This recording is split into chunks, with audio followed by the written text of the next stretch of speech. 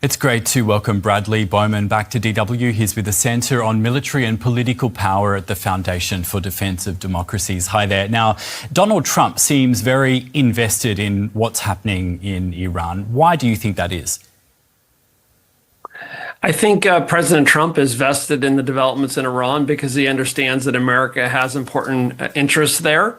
And he's issued some public warnings or red lines. You know, he said on January 2nd, if Iran shoots and violently kills peaceful protesters, the United States of America will come to the rescue. We are locked and loaded and ready to go, he posted. So it appears, as your correspondent has highlighted, that Iran has just done that. They heard his warnings, they shrugged, and they proceeded to cross his red line.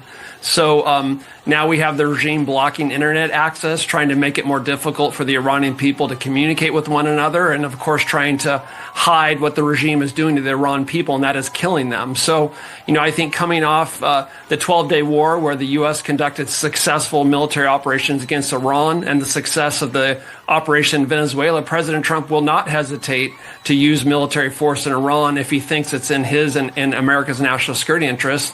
And I think Iran realizes that, and that's why they're reaching out to have negotiations, because this regime in Iran has consistently used negotiations when it's feeling pressure, when it wants to alleviate that pressure, and it wants to avoid the consequences of its behavior. Let's talk a bit more about that. If the regime is open to talk, as Trump says it is, what could or would its leaders be actually willing to negotiate about? You know, I've been following Iran for a long time, and I have not seen, and I do not see now, any evidence that this regime is willing to make serious good faith concessions related to its nuclear program, its ballistic missiles, and its support for terrorism. So I think they will continue to use negotiations in the way I just described. And I think it's frankly a trap that the United States should not fall into. You know, fool me once, shame on me. Fool me 50 times, shame on us. And I do worry that the Trump administration is at risk of falling into that trap again. What should it do to not fall into that trap as you've described it? I think it should, you know, as a general rule in U.S. foreign policy, I think we should issue warnings and red lines reluctantly. But once you've issued them, which President Trump has done, you have to back them up, lest your adversaries and your allies conclude that we're all talk. And so I think if the murder of innocent Palestinians, innocent Iranians continues, that Trump will have to use military force. And I think this administration in Iran will view itself in an existential moment, and it may act more aggressively than it did during the 12-day war, but that will only escalate the military actions of the Trump administration.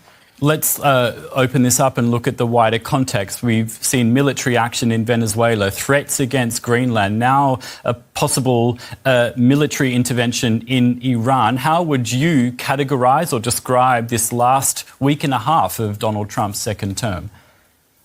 This has been an extraordinary week and a half. There's headlines I never thought I would see. But the broader grand strategic point here with respect to Iran is that I think the United States and, dare I say, our European allies confront the most daunting geostrategic environment we've seen since 1945. And one of the reasons for that is how China, Russia, Iran, and North Korea are cooperating.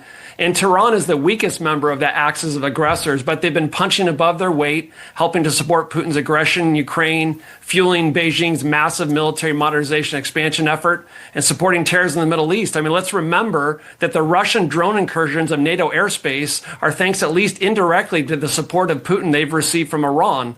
So I'll end with this, if the Iranian people are finally able to have a government that represents their true interests and is focused on their well-being rather than domestic oppression, the export of terrorism, and the pursuit of nuclear weapons, it would be a victory both for the Iranian people and I would say a major grand strategic win for Europe and for the United States.